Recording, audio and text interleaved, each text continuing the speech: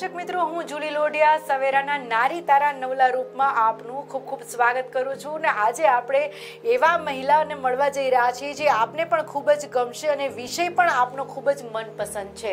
જી હા, tarot card reader એવા પ્રીતિબેન સોનીને આપણે મળવા જઈ રહ્યા છીએ અને જાણીશું ખૂબ જ સુંદર મજાની વાતો કે ટેરોટ કાર્ડ રીડિંગ એટલે શું, આપનું ભવિષ્ય આપ કઈ રીતે જોઈ શકો અને આપણા જીવનના પ્રશ્નો આપ કઈ રીતે સોલ્વ કરી શકો. તો પ્રીતિબેન, આપનું સવેરામાં ખૂબ ખૂબ સ્વાગત છે. Thank you Julie. પ્રીતિબેન, સૌપ્રથમ તો એક મહિલા તરીકે તમે ટેરોટ કાર્ડ રીડર ખૂબ જ ઓછા મહિલા જેને કે પ્રોફેશનમાં હોય છે જોવા મળે, પરંતુ એટલી બધી સંખ્યાના જોવા મળે. તમે શરૂઆત કેવી રીતે કરી અને આ વિષય પસંદ કરવાનું મૂળભૂત કારણ શું? ટેરોટ કાર્ડ રીડિંગ એટલે શું? ઓકે, ટેરો કાર્ડ રીડિંગ એટલે પહેલાં તો ટેરો કાર્ડ્સ હોય છે જે મારી પાસે છે અત્યારે. ટેરો કાર્ડ્સની અંદર આ રીતે કાર્ડ્સ હોય છે, જે કાર્ડ્સ હોય છે અને એની અંદર અલગ અલગ પિક્ચર્સ અને અલગ અલગ સિમ્બોલ્સ હોય છે. એ ટેરો કાર્ડ છે લાઈફને પ્રિડિક્ટ કરે છે, લાઈફના બધા પ્રશ્નોના જવાબ આપે છે. એને મેં પસંદ કરવા પાછળ બહુ મોટી સ્ટોરી છે, એ હું તમને પછીથી કહું. અને તમારો જે ક્વેશ્ચન છે કે મહિલાઓ વધારે એને પસંદ કરે છે, કારણ કે મહિલાઓ છે એ ઘરનું એક મહત્ત્વનું પાત્ર છે કે જે બધી મહિલાઓ ઘર સંભાળતા હોય તો તેમના થકી ઘણા બધા લોકોને સમજાવવું હોય, કાઉન્સેલિંગ કરવું હોય કે કંઈ પણ વાત હોય તો મહિલાઓએ સારી રીતે રજૂ કરી શકે છે, બધા સાથે કનેક્ટ થઈ શકે છે. એમને ઇન્ટ્યુટિવ પાવર પણ બહુ જ સારો હોય છે, એટલા માટે જલ્દીથી યુનિવર્સની એનર્જી સાથે પણ કનેક્ટ થઈ શકે છે અને બધા લોકોની ભાવનાઓને, લાગણીઓને બધાને સમજી પણ શકે છે અને સમજાવી પણ શકે છે. માટે મોસ્ટ ઓફ વધારે ટેરો કાર્ડ રીડર હોય છે લેડીઝ. વાહ, એનર્જીનું બહુ મોટું મહત્વ છે આની અંદર. તો ખાસ કરીને એનર્જી ઉપર જ પ્રિડિક્શન કરી શકે કે કઈ રીતે આ કાર્ડ રીડિંગ એટલે શું હોય, કઈ રીતે આની પ્રોસેસ હોય, શું છે એકચ્યુઅલી આ? ઓકે, ટેરો કાર્ડ એટલે મેં તમને જે કીધું કે કાર્ડ્સ છે, રાઈટ? અને કાર્ડ્સ છે એનર્જીથી વર્ક કરે છે.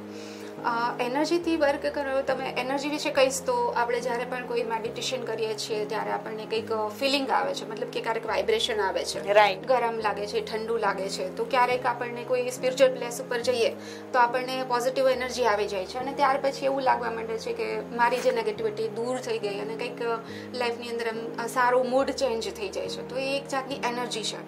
જેમ કે આખું બ્રહ્માંડ છે એનર્જી ઉપર છે, અને જેમ કે સજીવ અને નિર્જીવ બધાની એક એનર્જી છે, દરેક વ્યક્તિની પણ અલગ અલગ એનર્જી છે.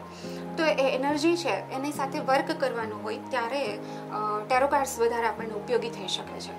કઈ રીતે શક્ય બને કોઈ વ્યક્તિનું કોઈ જીવનમાં પ્રશ્ન હોય તો ટેરોટ કાર્ડ દ્વારા કેટલું સાચું પડતું હોય છે કે એમના જીવનનો પ્રશ્ન ઉકેલી શકવામાં મદદ થઈ શકે?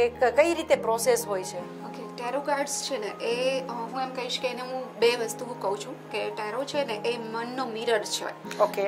જેમ કે આજકાલ સેલ્ફીનો બહુ ક્રેઝ છે, રાઈટ? તો સેલ્ફીનો ક્રેઝ એટલે સેલ્ફી જ્યારે પણ હોય ત્યારે આપણે ફિઝિકલ બોડીનો સેલ્ફી લઈએ છીએ, રાઈટ?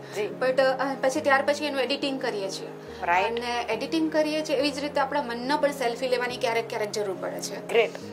અને એ સેલ્ફી લેવા માટે ટેરો છે એ માધ્યમ છે, અને તેનાથી તમે તમારી લાઈફનો મિરર જોઈ શકો છો અને એની અંદર પણ એડિટિંગ કરવાની જરૂર લાગે એ એરિયાની અંદર એડિટિંગ કરી શકો છો. પ્રીતિબેન, આ અંકગણિત જેવું છે કે આપણા જીવનનું સાયન્સ આપણી પાસે જ છે, તો ઘણી વખત જ્યોતિષો જે છે અથવા તો જે પહેલાના જમાનામાં ઋષિમુનિઓ જે છે એ એવી જ રીતે પ્રિડિક્શન કરતા હશે, વાઇબ્રેશન દ્વારા કરતા હશે, ફેસ રીડિંગ દ્વારા કરતા હશે, અલગ અલગ પદ્ધતિઓ છે. તો આ કાર્ડમાં પણ અલગ અલગ પદ્ધતિઓ અને અલગ અલગ કાર્ડ આવતા હશે. તમે કયા કાર્ડ દ્વારા પ્રિડિક્શન કરો છો? ઓકે, તમે કીધું એ રીતે ભવિષ્ય જાણવા માટેની ઘણી બધી પદ્ધતિઓ છે જી, બટ ટેરો કાર્ડ્સ મેં એટલા માટે પસંદ કર્યા છે અને વધારે પ્રચલિત થઈ રહ્યા છે. એના 2-3 કારણ છે કે જેમ કે આપણે ન્યુમરોલોજી કે એસ્ટ્રોલોજી પાસે જઈએ ત્યારે આપણે અમુક વસ્તુઓ કમ્પલસરી જોઈએ છે, જેમ કે આપણી બર્થ ડિટેલ્સ જોઈએ છે, રાઈટ? કુંડલી જોઈએ છે, જન્મસ્થળ જોઈએ છે, વગેરે બધું જોઈએ છે. એ વસ્તુ હોય તો આપણે આગળનું બધું ભવિષ્ય જાણી શકાય, રાઈટ? પણ ટેરો એક એવું છે માધ્યમ કે જેનાથી તમારી પાસે ફક્ત તમારું સાચું નામ પણ હોય છે, તો એના થકી તમે તમારી લાઈફ વિશે જાણી શકો છો, કોઈ અધર પર્સન વિશે જાણી શકો છો. એટલે એક રીતે વધારે ઇઝી પડે છે. બીજું કારણ એ પણ છે કે ટેરો છે એ એક પિક્ચરના માધ્યમમાં છે. એટલે આપણું માઇન્ડ નાનપણથી એવું હોય છે કે આપણને એ ફોર એપલ સમજાવવામાં આવ્યું છે. જ્યારે પણ આપણને એ દેખાડે ત્યારે આપણને એપલ દેખાય છે, અને એપલ દેખાડે ત્યારે આપણને એ દેખાય છે. એટલે આપણને પિક્ચરની ભાષા વધારે સમજાય છે. અને ટેરો કાર્ડ્સની અંદર સિમ્બોલ્સ અને પિક્ચર્સ છે, તો એ જલ્દીથી ઇઝી સમજી શકાય છે. વાહ. કોઈ પણ વ્યક્તિનો કોઈ પ્રશ્ન હોય તો કઈ રીતે ઉકેલાય? આમાં જે પ્રશ્ન પૂછવાના હોય છે એની પણ કઈ ટ્રીક આવતી હોય છે? જેમ કે કોઈ વ્યક્તિના 2-3 પ્રશ્ન હોય તો એટ એ ટાઈમ કઈ રીતે પૂછવો જોઈએ, અને આનો કઈ કોર્સ હોતો હોય છે? આપે કોઈ કોર્સ કર્યો છે? જી, ટેરો કાર્ડ રીડિંગ માટે શીખવા માટે કોર્સ પણ આવે છે. અને સૌથી વધારે મહત્વની બાબત એ છે કે કોર્સ કરવાથી જ ખાલી ટેરો રીડિંગ કરી શકાતું નથી. બિલકુલ. કેમ કે ફક્ત 3 દિવસ 4 દિવસ અથવા મિનિમમ વીકની અંદર બધા શીખડાવી દેતા હોય છે. તો એની અંદરથી તમે કોઈનું ભવિષ્ય પ્રિડિક્શન કરવાનું છે, કોઈની ભવિષ્યની વિશે ખોટી માહિતી અપાઈ જાય અથવા તેમને મિસગાઈડ થઈ શકે તો તેમના લાઈફમાં નુકસાન થઈ શકે છે. માટે તરત જ ટેરો કાર્ડ રીડિંગ શીખીને તમે તરત જ કોઈનું પ્રિડિક્શન જલ્દીથી કરવા માટે રેડી નથી હોતા. એટલે થોડો ટાઈમ તમારે પ્રેક્ટિસ કરવી જરૂરી છે. હું આ ફિલ્ડની અંદર 7 વર્ષથી છું. એટલે 7 વર્ષ દરમિયાન મેં ઘણા બધા અત્યાર સુધીમાં 3000 ઉપર રીડિંગ કરી ચૂકી છું. તો એ જે પ્રેક્ટિસ છે એનાથી તમને નવું જાણતા રહેવા મળે છે. અને તમે કીધું એ રીતે કે દરેક કાર્ડ્સની રીતે પૂછવાની પણ અલગ રીત હોય છે, અને દરેક ટેરો રીડરની પણ અલગ પૂછવાની સ્ટાઇલ હોય છે. વાહ, ખૂબ ઇન્ટરેસ્ટિંગ. પ્રીતિબેન, કાર્ડની જ્યારે વાત કરીએ તો કાર્ડ અલગ પ્રકારના આવતા હોય છે. આપની પાસે જે કાર્ડ છે એ કયા પ્રકારના હોય છે, અથવા તો કેટલી પ્રકારના કાર્ડ આવતા હોય છે કે જેમાંથી પ્રિડિક્શન કરી શકાય? કાર્ડ્સના તો અનેક પ્રકારો છે. અત્યારે હજુ નવા કાર્ડ્સ બહાર આવતા જ રહેતા હોય છે. પણ એમાં સૌથી વધારે જે જાણીતા અને પ્રચલિત છે એ છે ઓસો ઝેન ટેરો કાર્ડ અને રાઇડરના કાર્ડ છે. એમાંથી હું પોતે જે યુઝ કરું છું એ ઓસો ઝેનના કાર્ડ યુઝ કરું છું. ઉપરાંત મારી પાસે બીજા પણ અનેક કાર્ડ છે કે જેનો અમે જ્યારે જરૂર લાગે તેનો ઉપયોગ કરતા હોઈએ છીએ. જી, અને કઈ પ્રકારે એમને જીવનની મુશ્કેલી છે દૂર કરી શકાય? આપ માત્ર એમનું જે કાઉન્સેલિંગ જ કરતા હો છો કે જરૂર પડે તો કોઈ વસ્તુ આપવાની જરૂર લાગતી હોય, અથવા તો કઈ રીતે એમને મદદ કરી શકાય? કાર્ડ માનો કે કોઈ ચૂઝ કરીને કોઈ ભવિષ્યવાણી કેટલી સાચી પડતી હોય છે. માનો કે આજે મેં તમારી પાસે કોઈ પ્રિડિક્શન કરાવડાવ્યું, તમે કાર્ડ મૂક્યા, મેં ચૂઝ કર્યું, આપે એમાં કાઉન્સેલિંગ કરીને મને સરસ ગાઈડન્સ આપ્યું.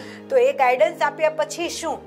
માનો કે ઘણી વખત એવું બનતું હોય કે કોઈ વ્યક્તિને એવો પ્રશ્ન હોય કે એ માત્ર ગાઈડન્સથી ના ઉકેલાતો હોય, કેમ કે ઘણા બધા પ્રશ્નોથી થાકેલા પણ હોય. હા, તમારી વાત સાચી છે કે ખાલી કાઉન્સેલિંગથી કાંઈ થઈ શકતું નથી. એટલે ઘણા પ્રશ્નો એવા હોય છે કે જેની અંદર અમારે કાઉન્સેલિંગની જરૂર હોય છે. તો ઘણા પ્રશ્નો એવા હોય છે કે વ્યક્તિઓ એવા હોય છે કે જેમને ફક્ત અને ફક્ત એમની વાત સાંભળવાની જરૂર છે, એમને ઇમોશનલ હિલિંગની જરૂર હોય છે. તો એવા સમયે વ્યક્તિઓ અમારી પાસે આવે છે અને એમની બધી વ્યથા અમને કહે છે, ત્યારે અમે તેમને પોઝિટિવ વેમાં લઈ જઈએ છીએ. ઘણીવાર કાઉન્સેલિંગની જરૂર પડે છે, તો ઘણીવાર રેમેડીની પણ જરૂર પડે છે. જેમ કે ડૉક્ટર પાસે જઈએ તો આપણને પહેલાં તો નિદાન કરી દે છે. રાઈટ. પછી ત્યાર પછી એમને જરૂર લાગે તો એ આપણને દવા આપે છે, અને ત્યાર પછી જરૂર લાગે તો રિપોર્ટ, અને ત્યાર પછી એપ્રોશન વગેરેની જરૂર પડે છે. ગ્રેટ. તો જે પણ વ્યક્તિ આવે છે એમના ક્વેશ્ચન શું છે એ સમજવાની અમારે જરૂર પડે છે. એમની સાથે જેમ કોમ્યુનિકેશન થાય છે ત્યાર પછી અમને ખ્યાલ આવે છે કે અમને અત્યારે કયા લેવલ સુધી લઈ જઈ શકાય એમ છે. તો ઘણીવાર નેગેટિવ રીડિંગ પણ આવે છે, તો ત્યારે તમને ઓન ધ સ્પોટ એમને આન્સર આપી શકાતો નથી. તો ત્યારે એમને થોડુંક વેઇટ કરી અને થોડો પોઝિટિવ વેમાં લાવીને ત્યારબાદ એમને અમે સાચી જે રિયાલિટી છે એ પણ જણાવી દઈએ છીએ. અને હા, રેમેડીની જરૂર લાગે તો એ પણ આપીએ છીએ. કેટલા કાર્ડ્સ આવતા હોય છે અને કેટલું સાચું પડતું હોય છે? એકચ્યુઅલી આ સાયન્સ છે? જી હા, બહુ જ સારો ક્વેશ્ચન છે. ટેરો છે એ સાયન્સ પણ છે અને આર્ટ પણ છે. પ્રીતિબેન, આ ટેરો કાર્ડ રીડિંગ જે છે એક પ્રકારનું સાયન્સ ગણી શકાય? જી, સાયન્સ જ ગણી શકાય અને આર્ટ પણ ગણી શકાય, બંને ગણી શકાય. કારણ કે સાયન્સ એટલા માટે છે કે જ્યારે પણ કાર્ડની રીડિંગ કરવામાં આવે છે ત્યારે જે તે વ્યક્તિ આવે છે એમના અંતર્મન સાથે જોડાણ થાય છે, જેમ કે એના સબકોન્શિયસ માઇન્ડ સાથે જોડાણ થાય છે. એટલા માટે સાયન્સ પણ છે. અને જે તે વ્યક્તિ રીડર છે એ પિક્ચરની ભાષાને સમજી અને તમારી સામે એ બધી રજૂઆત કરે છે, તો એ એક પ્રકારનું આર્ટ થયું કહેવાય.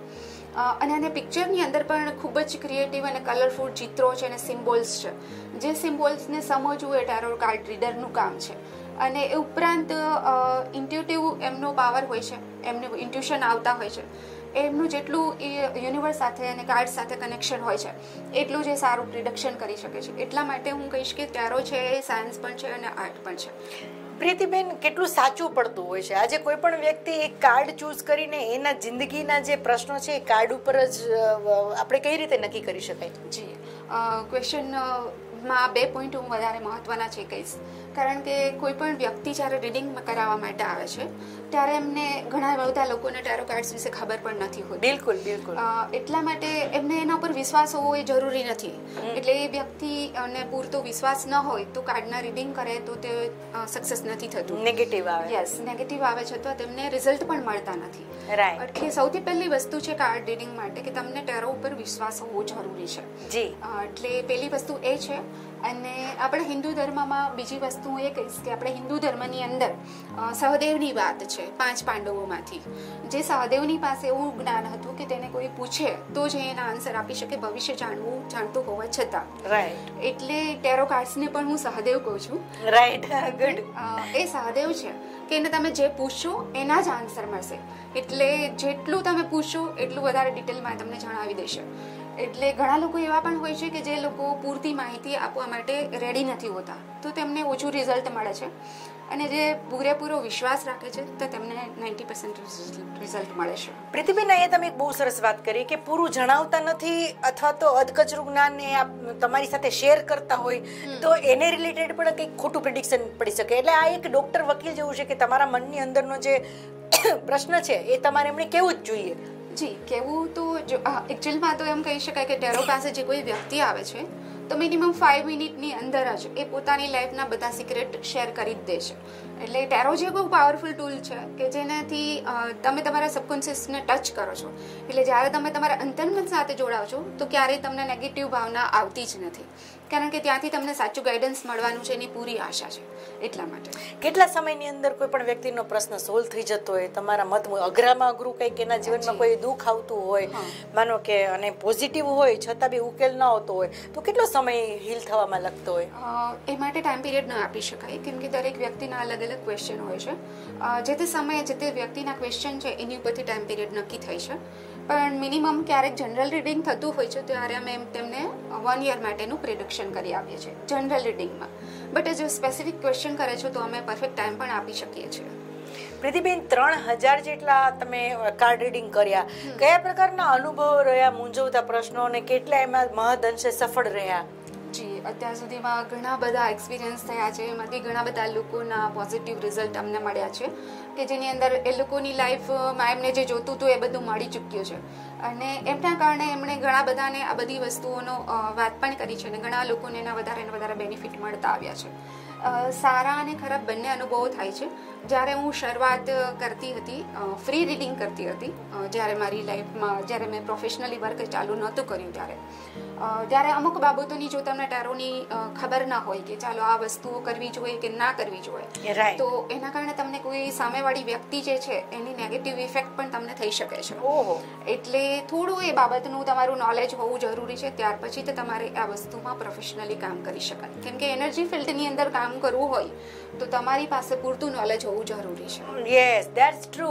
કે ઘણી વખત એવું બને કે સામેવાળી વ્યક્તિ નેગેટિવ હોય તો આપણામાં પણ એ નેગેટિવ ઉર્જા આવી શકે. હા, બની શકે. બટ જ્યાં સુધી અમારી પાસે બધી વસ્તુઓ હોય છે અમે એનું ધ્યાન રાખીએ છીએ. પણ સમટાઈમ્સ મારી પાસે જ્યારે મેં ફ્રી રીડિંગ સ્ટાર્ટ કર્યા હતા શરૂઆતના સમયમાં, ફર્સ્ટ યરમાં, જ્યારે મેં 7 વર્ષ પહેલાં મારું પહેલા વર્ષમાં મેં જ્યારે કામ ચાલુ કર્યું ત્યારે 1-2 વાર એવું બનેલું કે મારી સામે હું એક એક્ઝિબિશનમાં ગયેલી અને ત્યાં કોઈ એક લેડી આવેલા અને હું સવારથી બપોર સુધી કન્ટિન્યુ રીડિંગ કરી રહી હતી અને એકદમ પરફેક્ટલી રીડિંગ જઈ રહ્યા હતા અને બહુ સારો ક્રાઉડ હતો. અને અચાનકથી કોઈ એક લેડી આવ્યા અને મારું આખી એનર્જી લો થઈ ચૂકી હતી. તો આવી રીતે ઘણા નેગેટિવ એક્સપિરિયન્સ પણ થાય છે. પણ પછીથી જેમ જેમ તમે રીડિંગ કરતા જાઓ છો એમ તમને બધી વસ્તુઓની ખબર પડતી જાય છે. તમે એનું ધ્યાન રાખી શકો છો. આવા કોર્સ કરવા કેટલા લેન્ધી હોય છે ને કેટલા ખર્ચાળ હોય છે? અગર કોઈને કોઈ મહિલાને કોઈ પુરુષને આ ફિલ્ડમાં ટેરો કાર્ડ રીડર બનવું હોય તો કઈ રીતે બની શકે? કઈ રીતે જે છે કોર્સ કરવાનો હોય? જી, આ ટેરો કાર્ડ રીડિંગ શીખવું ઇઝી છે, તમે શીખી શકો છો, પણ જ્યાં સુધી તમારી ઇન્ટેન્શન સારો હોવો જરૂરી છે કે પૈસા કમાવો એનો ઇન્ટેન્શન ફક્ત ન હોવો જોઈએ, પણ તમારે લોકોને સારું આપવાનું જે ઈચ્છા હોય અથવા તો તમારી પાસે કોઈ એવો તમારો પોતાનો પાવર હોય કે તમને એમ લાગતું હોય કે હું જલ્દીથી લોકો સાથે કનેક્ટ થઈ શકું છું, એ લોકોની ફિલિંગ્સને જલ્દીથી સમજી શકું છું, અથવા તમારી પાસે પ્રોબ્લેમ સોલ્વિંગ નેચર છે અથવા તમારી પાસે એવી સ્કિલ છે, તો તમે આ ફિલ્ડમાં જરૂરથી આવી શકો છો.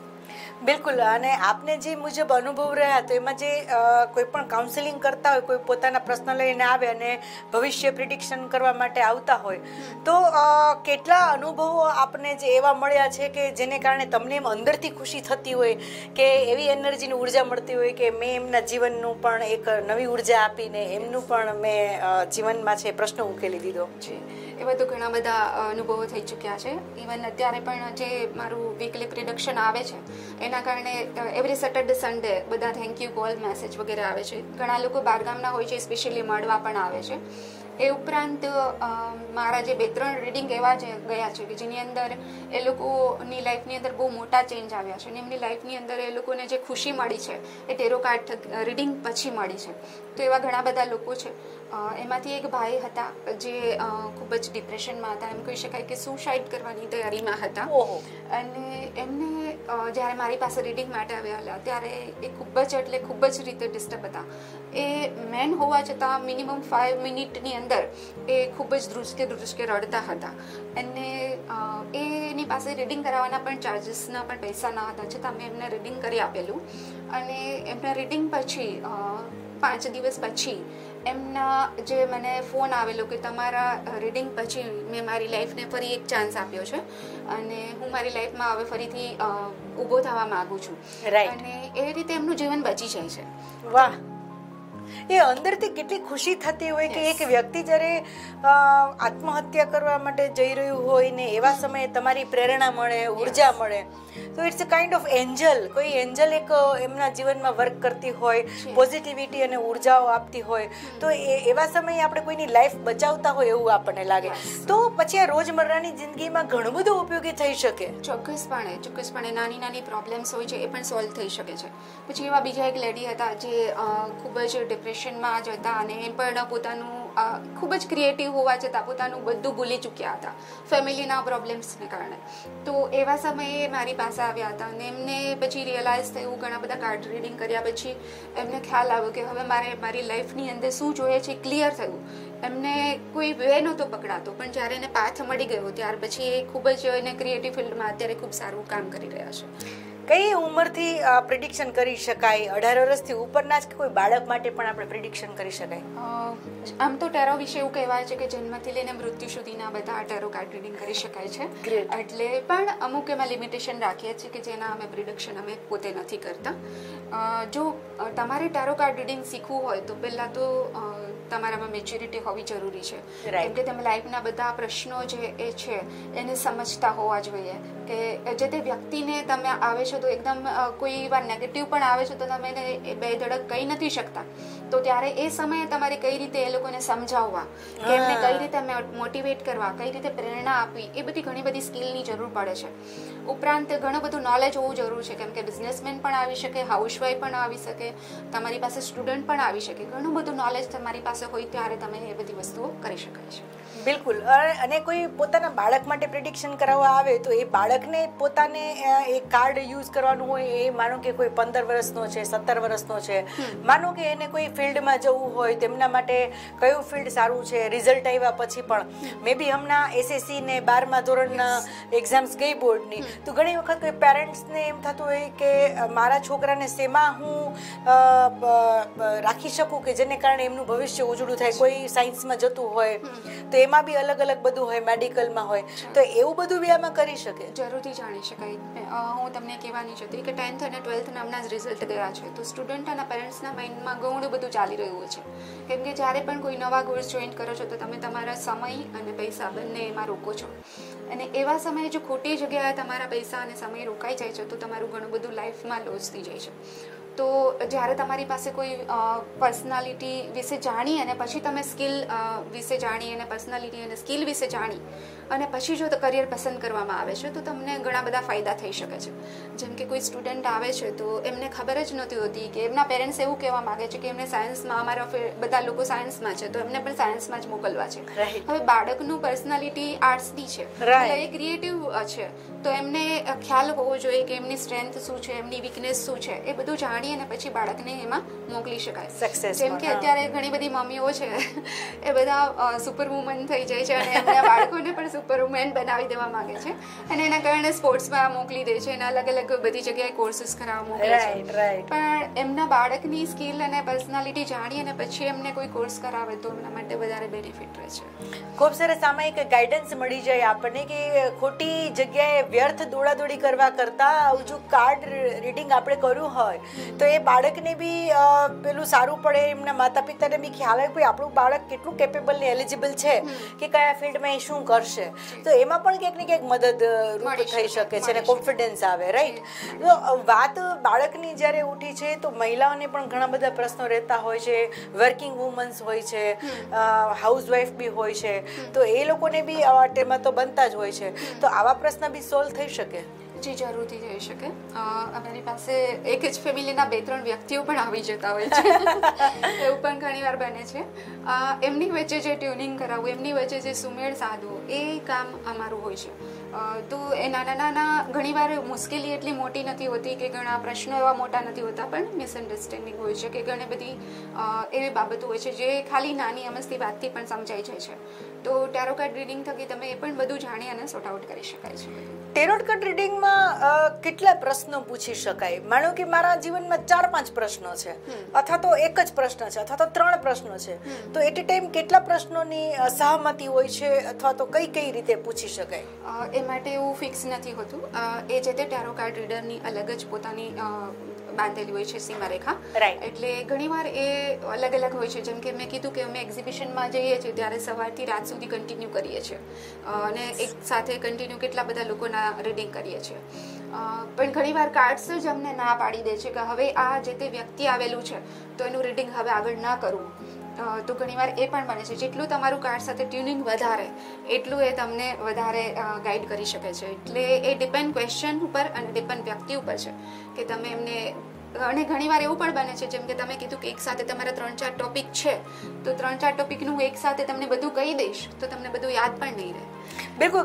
ઘણી વખત જે જાણવા માટે આવતા હોય ને, ભવિષ્ય જાણવા, એને એટલી બધી ક્યુરિયોસિટી હોય કે બધું જાણી જ લેવું હોય. કેમ કે જે એ વ્યક્તિ એટલું નિષ્ફળ થઈને એના જીવનમાં ફરતું હોય તો એને એમ થાય કે હું નિરોગી રહીશ, અથવા હું મારી જોબ અથવા બિઝનેસમાં કેટલો સફળ રહીશ, અથવા તમારે કયા પ્રકારની નોકરી અથવા કયા પ્રકારનો બિઝનેસ કરવો જોઈએ તો હું સફળ રહીશ, હું પાર્ટનરશિપ કરું તો સફળ રહીશ કે પાર્ટનરશિપ ના કરું તો સફળ રહીશ, હું અથવા તો રિલેશનશિપની વાત આવે તો રિલેશનશિપમાં મારે લગ્ન કયા પાત્ર માટે કરવા જોઈએ, કુંડળી જોવી કે મારે ટેરોટ કાર્ડ રીડિંગ માટે જવું, અથવા તો એ પાત્ર માટે હું પ્રિડિક્શન કરું છું, એ પાત્રનું આખું હું એ પ્રિડિક્શન ઉપરથી જાણી શકીશ કે એને અહીંયા લાવવા પડશે, જો એ અહીંયા નહીં આવે તો. એટલા અંગેનત પ્રશ્નો હોય છે જીવનમાં કે ગૂંચવતા હોય છે. ત્યારે આવા પ્રશ્નોને તમે કઈ રીતે હેન્ડલ કરો? જી, ઘણા બધા ક્વેશ્ચન લઈને આવે છે ત્યારે અમે તેમની પ્રાયોરિટી સેટ કરાવીએ છીએ કે તમારે અત્યારે સૌથી પહેલા કઈ વસ્તુ ઉપર વધારે ધ્યાન દેવાની જરૂર છે. તો પણ એમને ના સમજાય તો અમે કાર્ડ રીડિંગ કરાવીએ છીએ અને એમને કહીએ છીએ કે તમારા લાઈફના જે 5 એરિયા મેઇન છે એ એરિયામાંથી કયા એરિયા ઉપર સૌથી વધારે અત્યારે ધ્યાન દેવાની જરૂર છે અને ત્યાર પછી અમે એમનું રીડિંગ કરીએ છીએ. જ્યારે કાઉન્સેલિંગ કરો કોઈ વ્યક્તિને 1 વાર 2 વાર માનો કે પછી જો એમને પ્રશ્ન ન ઉકેલાય તો રેમેડીની તમે વાત કરી, તો આમાં કઈ પ્રકારની રેમેડીઝ આવતી હોય છે? એ પણ અલગ અલગ હોય છે. મોસ્ટ ઓફ મારું માનવું એવું છે કે ટેરો છે એ જેમ મેં કીધું કે કોન્શિયસ એન્ડ સબકોન્શિયસ માઇન્ડ પર વર્ક કરે છે. રાઈટ. તો હું રેમેડીમાં બહુ ઓછું માનું છું, બટ હું દઉં છું, નો ડાઉટ, બટ જરૂર લાગે તો જ. કારણ કે જે છે એ તમારા મનથી વધારે સમજવાની જરૂર છે. સાયન્સ અને આર્ટ બંને એ જ કહે છે કે તમારા દિલથી અંતર્મનથી આવે છે. તો એને વધારે સમજવું હોય તો તમારે રેમેડીની જરૂર નથી, પણ એના માટે તમારે તમારા દિલથી સમજવાની વધારે જરૂર પડે છે. ખૂબ સરસ. તો રોજિંદા જીવનની અંદર કાર્ડ જે છે એ તમને ખૂબ ઉપયોગી થાય છે. Tarot card reading it's kind of કે તમને તમારું અરીસો અને ચિત્ર બતાવે છે. તમે જે છો એ જે કાર્ડમાંથી બહાર આવે છે. તમારું કહેવાનો મતલબ એ છે કે હું કોઈ પણ કાર્ડમાંનું ચૂઝ કરું તો એ કોઈ પણ મારા પર્સનલ રિલેટેડ મેં કાર્ડે ચૂઝ કર્યું હોય તો એનું એ 100% એ બતાવતા હોય. જી, બતાવી શકે, જરૂરથી બતાવી શકે. એમનેમ પણ કોઈ વ્યક્તિ આવે છે અને પહેલી વાર જ જ્યારે આવે છે અને તેમનું ખાલી ફક્ત નામ જ કહે છે અને રેન્ડમલી કાર્ડ ઉપાડે છે, તો એમની પર્સનાલિટી વિશે ઘણું બધું જાણી શકાય છે. અથવા એ પણ જાણી શકાય છે કે તેમની લાઈફની અંદર અત્યારે કયા એરિયાની અંદર પ્રોબ્લેમ ચાલી રહ્યા છે, મતલબ ફાઇનાન્શિયલી ચાલી રહ્યા છે, રિલેશનમાં ચાલી રહ્યા છે, તેમની કરિયર ડિસ્ટર્બ છે કે ઇમોશનલ ઇનબેલેન્સ છે, ઘણું બધું જાણી શકાય છે. રાઈટ. પ્રીતિબેન, એક આપણે અહીંયા એક્ઝામ્પલ લઈશું કે એક મને કાર્ડ તમે હું માનો કે એક ચૂઝ કરું, સપોઝ એક લઉં ગમે તે એક કાર્ડમાં, તો માનો કે સિમ્બોલ કોઈ વ્યક્તિ આવતું હોય તો કઈ રીતે તમે એ ચિત્ર પરથી અનુમાન લગાવી શકો? XYZ કોઈ બી હું એક ચૂઝ કરું, સપોઝ આ કાર્ડ મેં ચૂઝ કર્યું, તો આ શું પ્રિડિક્ટ કરે છે? કાર્ડના હું કાર્ડ વિશે કહીશ અત્યારે જરૂરથી, બટ કાર્ડ છે ને એના મિનિંગ તમને કહી ન શકાય, કેમ કે એક 79 કાર્ડ છે અને 79 કાર્ડ્સની અંદર 79,000 મિનિંગ છે. ઓહો, આ નવું સરસ જાણવા મળ્યું. જી, એટલે કોઈ પણ કાર્ડ છે, જેમ કે આ એક્ઝિસ્ટન્સનું કાર્ડ છે જેની અંદર એક લેડી છે, એ વ્યક્તિ છે, એ વ્યક્તિને હું ખાલી થોડા કાર્ડના થોડાક જ વાત કરી રહી છું. તો આ વ્યક્તિ છે, એ વ્યક્તિ છે બોલ્ડ છે, એ વ્યક્તિ છે ખૂબ જ કોમ્યુનિકેશનમાં ખૂબ જ પાવરફુલ છે અને એમનું એક કોઈ એવી વિશ છે જે કમ્પ્લીટ થવા જઈ રહી છે.